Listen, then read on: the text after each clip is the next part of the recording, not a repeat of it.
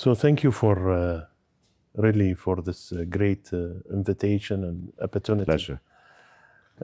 Dean Safwan, I have a very special place in my heart for Qatar Foundation and the accomplishment, and also for Georgetown. I lived in a diplomatic house. My father used to be one of the first employees in the Ministry of Foreign Affairs. So I lived that, political scene and arena and the Middle East, all this event. And, being in Georgetown and having Georgetown campus in Qatar as part of education city is really something that, it's we are proud as a Qatari, as personally as a Qatari and also as an Arab, because I believe the campus is for the region more than only for Qatar. Right. So I really thank you for... Thank you. It's really an honor to have you in Gulf Times. And what is the background? How did Georgetown end up being in Qatar? Because a lot of people doesn't know the backstory of... Sure. Let me perhaps talk about the bigger context and then talk about Georgetown specifically. What Qatar has done and how it has positioned itself in the world and in the region is nothing short of extraordinary. It really is. I think Her Highness Sheikh Al-Moza will go down in history as one of the most visionary leaders of our times to establish Qatar Foundation and to think of building education city around world-class universities that come and contribute to the advancement of the human capital of Qatar, the region, the global south, and the world. Nobody else thought of that. And nobody else has been able to execute this kind of vision with such incredible care and success. Last year, as you know, Qatar Foundation celebrated its 30th anniversary. True. And I'm always in awe of great leadership. And I look at the leadership of Qatar Foundation and I look at Her Highness, how an idea 30 years ago has mushroomed into what it is now, an ecosystem that has at its core education city, the universities that are here, but tens of centers of excellence, of research. And you have also a homegrown institution, Hamad bin Khalifa University. And you have health and environment and artificial intelligence and all the activities, the scholarship, the education, the Qatar Science and Technology Park. You look at education above all and what it has done around the world. This is a legacy that is unmatched anywhere in the world. So first, I want to start with that recognition. That to me is more important than who is here. True. Okay. True. We are very fortunate to be here, Georgetown. And I think I can say the same for the other universities that are here, whether it's Cornell or Northwestern or Virginia Commonwealth. We're all incredibly fortunate to play a role in all of this. The other thing that is very special about Qatar Foundation and Education City and Georgetown is the investment in women, in women's education. And when I look at this country also, some of the greatest role models, perhaps the greatest role models here, are Her Highness Sheikh Al-Moza. True. Her Excellency Sheikh Hind, the Vice Chair of Qatar Foundation. Her Excellency Sheikh Al-Mayasa, who through art and culture has put Qatar on the world map. So when you look at Georgetown, 70% of our students are women.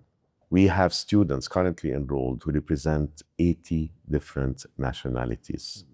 many of those students, by the way, who come from other countries want to stay in Qatar because they see opportunity here. But the students who eventually go back to their home countries, they become not only ambassadors of Qatar, not only ambassadors of Arab and Muslim society, but they become active contributors to the development of their own countries. You know, one of my students who's graduating, and I have her in my class, she was the first girl to leave her village in Pakistan to pursue an education. She doesn't take this for granted. She, like everybody in her class, is eager to learn, to make the most out of this experience. They do not take it for granted. And I know they will go on to do great things in the world. No, diversity is a very important thing. I have walked in through the library, your library, and I have seen the books about the Iranian Revolution, different ideology, you know, the American history, Hispanic history. It's really amazing how enrich the programs. And also I have, I want to ask you in research and more the forums you do a lot of forums and you know, sometimes you create those views and other views, and you know, and you put it on a content.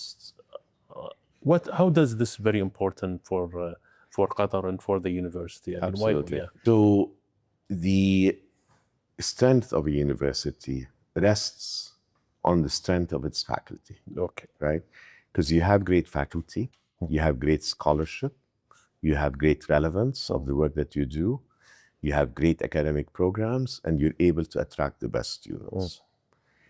Since my arrival 3.5 years ago, we've grown the faculty by 50%.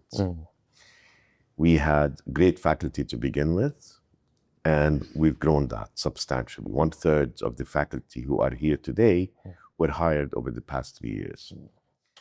What we look for in faculty: great scholarship, the research that they do, how relevant and translatable that research is so that it has impact in the real world. We look at their passion for teaching, their capacity to teach well, and of course, people who are good citizens of the university and who are in Qatar, at Georgetown University in Qatar, because they want to be here, because they believe in the mission of the university and they believe in Qatar's vision. Okay. You will see, for example, at Gulf Times, at Al Jazeera, Yes. our faculty are out there. Yes, true. They're being interviewed. True. And your student talks, or your alumni. And our alumni as well. Yeah. And our alumni as well.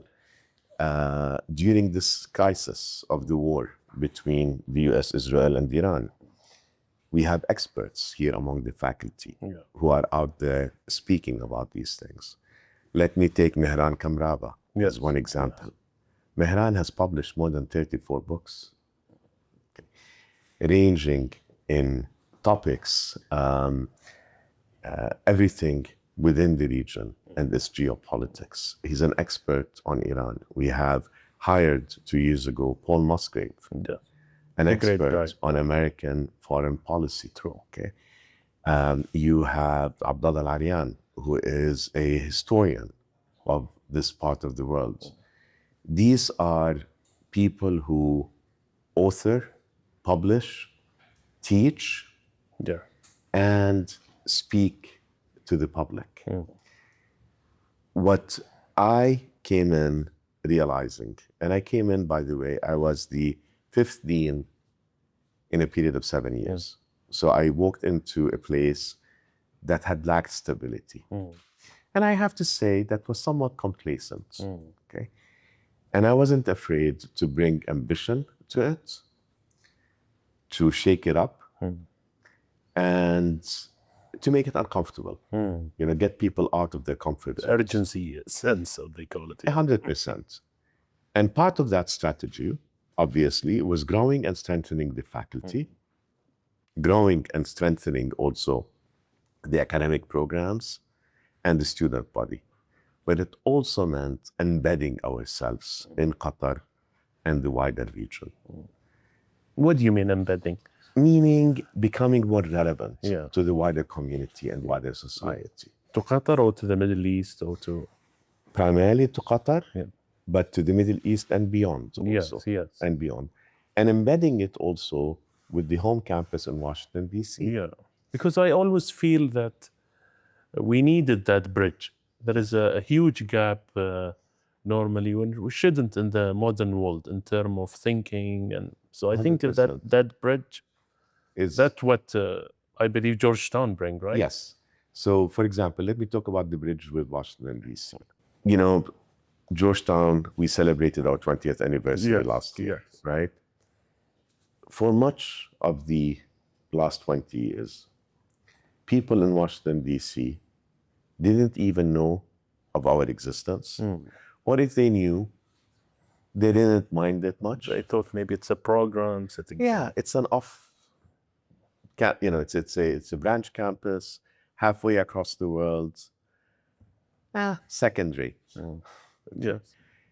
Embedding ourselves and building that bridge with Washington, D.C. was so incredibly important to raise our profile in Washington, D.C., to make ourselves appear to all the schools that are in D.C.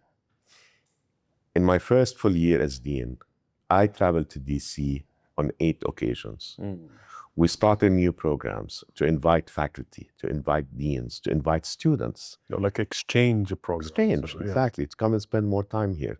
Our profile now is not only high, but it's very strong in Washington, D.C.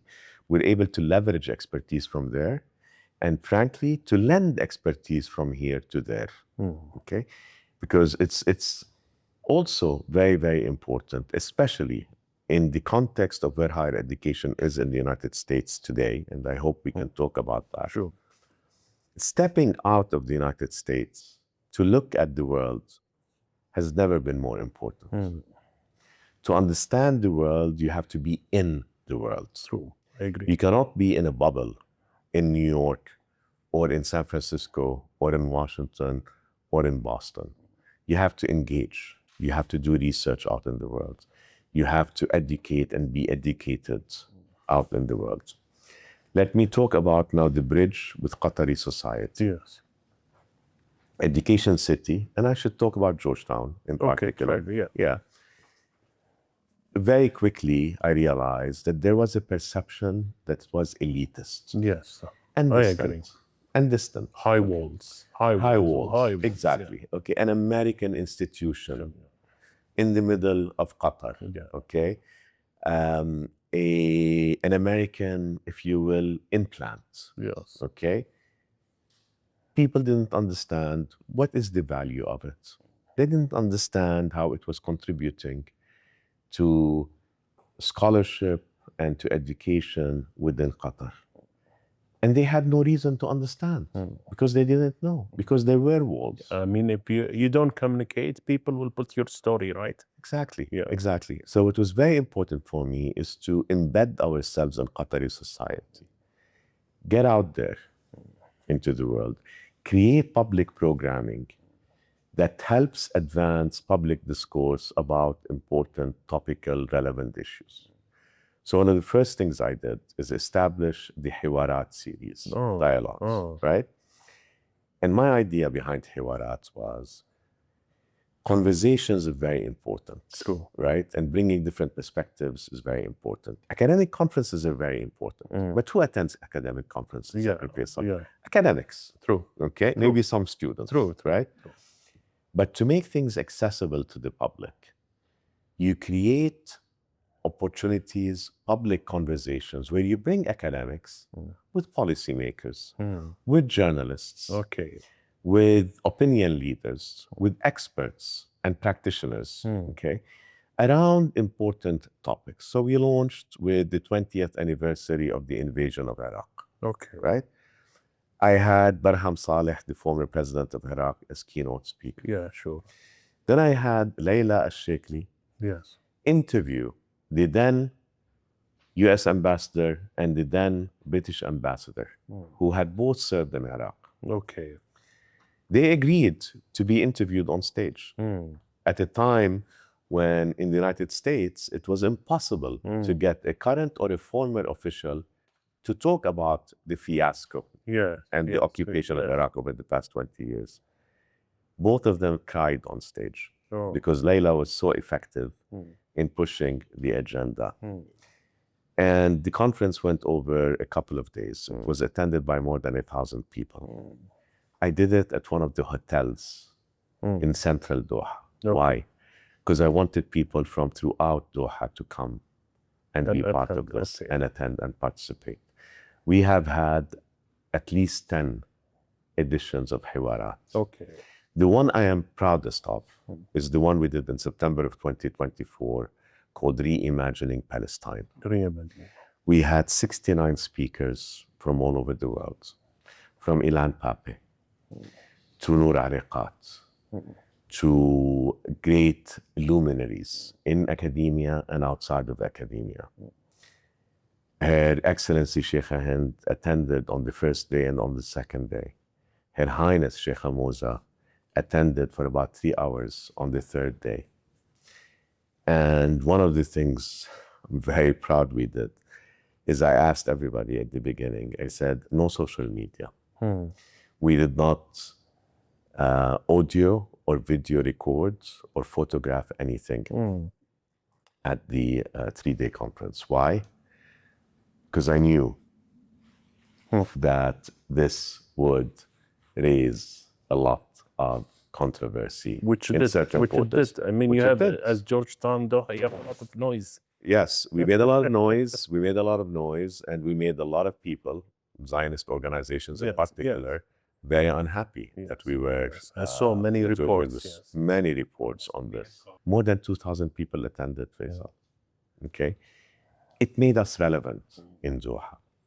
I'll give you other examples. Events that we do here on campus, like the Qalam series, okay, where we interview Pulitzer Prize and Nobel Prize winner authors. You know, we had Abdulrazak Gurna, we had Hisham Matar, we had Ahdaf Suwaif, we had Kireen Desai.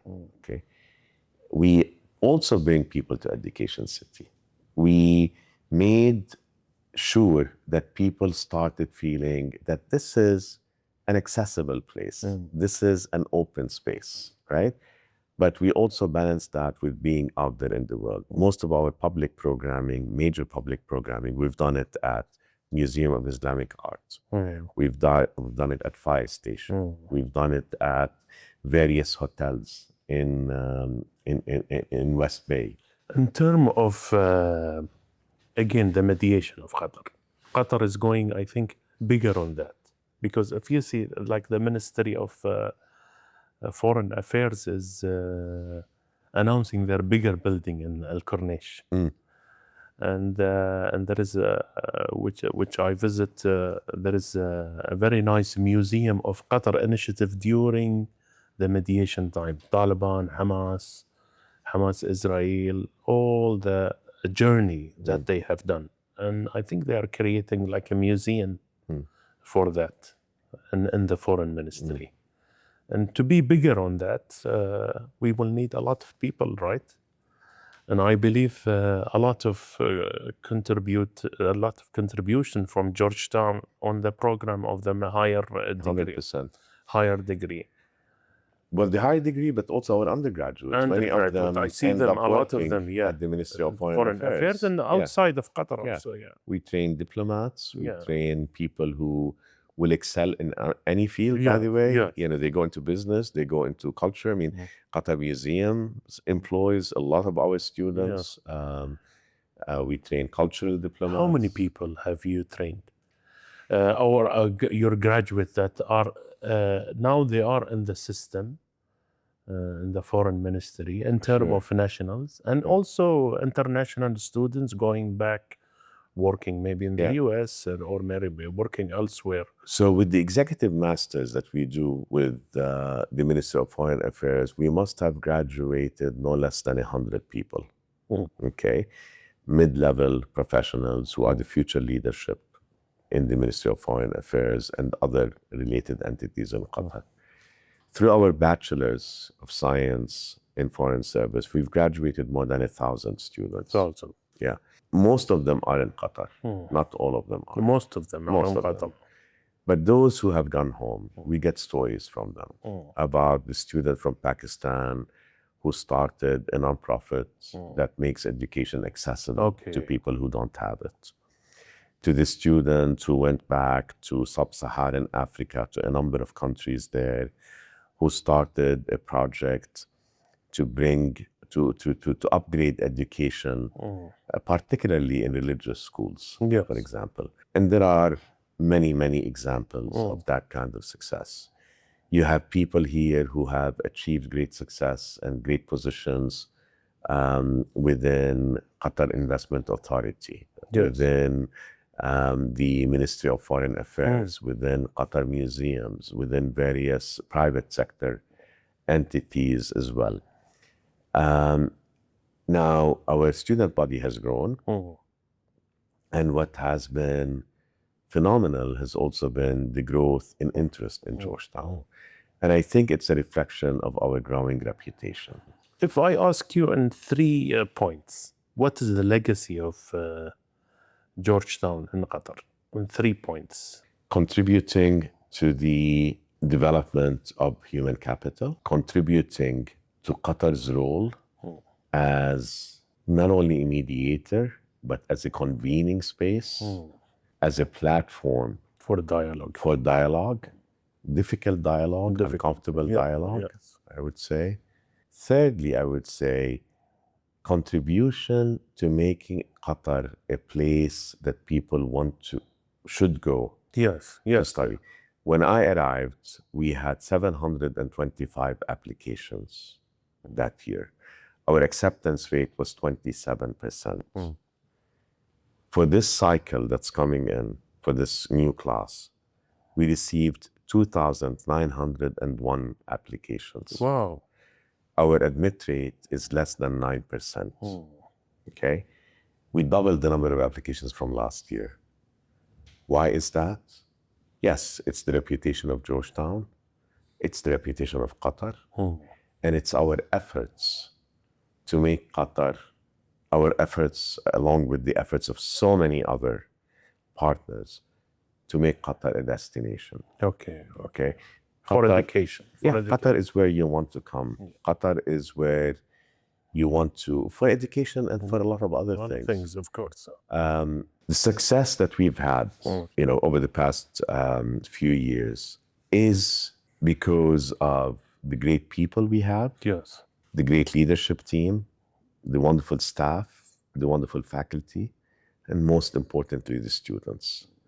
But it's also because we are implementing or helping implement a great vision. And so the support and the visionary leadership, and I do not say this lightly, that we get from Qatar Foundation, from Her Highness and from Her Excellency, and from Her Excellency Sheikh Al-Mayasa, who's also the chair of our advisory board, is not to be underestimated. And finally, I believe very, very firmly, you see, I'm part of 2 academic ecosystems. I'm one of the deans in Georgetown, but also I'm one of the deans in Education City. Okay, yes, true. My colleagues, the deans of the other universities in Education City, are a big part of our success over here. We help one another. I believe that the advancement of any of us is the advancement of all of us. The success of any of us is the success of all of us. We live in a very distracted region, and always what you have said, I always hear it like we see a light in the end of the tunnel in Qatar, like there is a hope for the Middle East. So Yes. so I really thank you for this. Thank you for this beautiful interview and hosting me here. And Thank you.